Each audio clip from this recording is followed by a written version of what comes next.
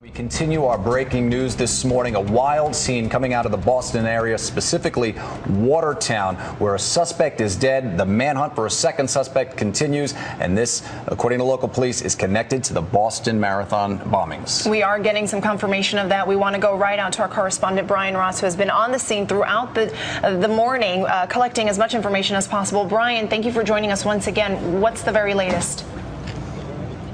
The very latest is a terrorist is at large. That's how the police here view it. He is the man who was identified yesterday by the FBI as suspect number 2 in the marathon bombings. He and his partner, suspect number 1, began the evening apparently with an attempted stick-up at a 7-Eleven store in Cambridge. They then went on to MIT, where they got in a gun battle with the MIT police and killed an MIT police officer. That led to a wild chase by car from Cambridge into neighboring Watertown. More gunfire here. At that point, suspect number 1, as identified by the FBI, was shot, but suspect number 2 fled. So at this point, suspect number 2 is at large. They believe he is dangerous and he is armed. The residents of this town have been told to stay inside, do not answer the door for anybody other than someone who can be identified as a police officer. The people along the route of the chase described gunfire, bombs going off into the night, grenades being thrown. So suspect number 2 remains at large. There's a huge police presence here with people looking for him.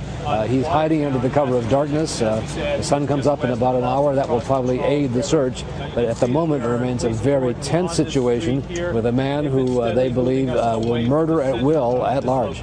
Clearly, Brian, they're not only worried about catching this second suspect, they're also worried about potential explosives that he may or may not have planted along the way. Is that correct? That's absolutely correct. One of our producers was told that be careful, there are explosives everywhere. We were told at one point not to use cell phones for fear they might trigger an explosive. So these are people who they suspect have skills in building bombs and had lots of other bombs apparently. And one of the questions I think that is raised is, based on the identification of these 2 men as suspects 1 and 2 from the marathon bombings, I think many of us were surprised that they were still in this area. They had not taken off at all. And the additional information we have is that they had a car loaded with explosives, which suggests perhaps they had not finished whatever their task was.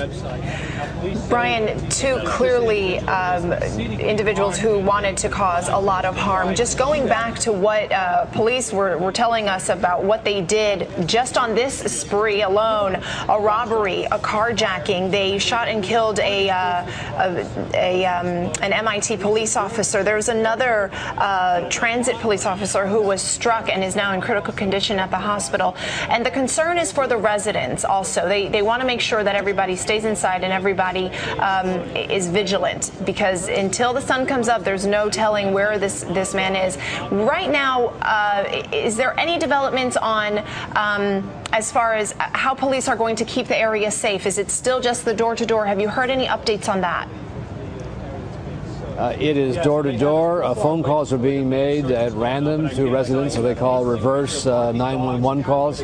And they have an area where they think he may be, and they've tried to square that off. But with darkness, that is an ally for someone trying to hide, for a fugitive. But that is the concern. It's probably about a mile down the road from where I'm standing right now, where this is taking place. But it's a very tense situation there. They have no doubt that this person is prepared to kill again.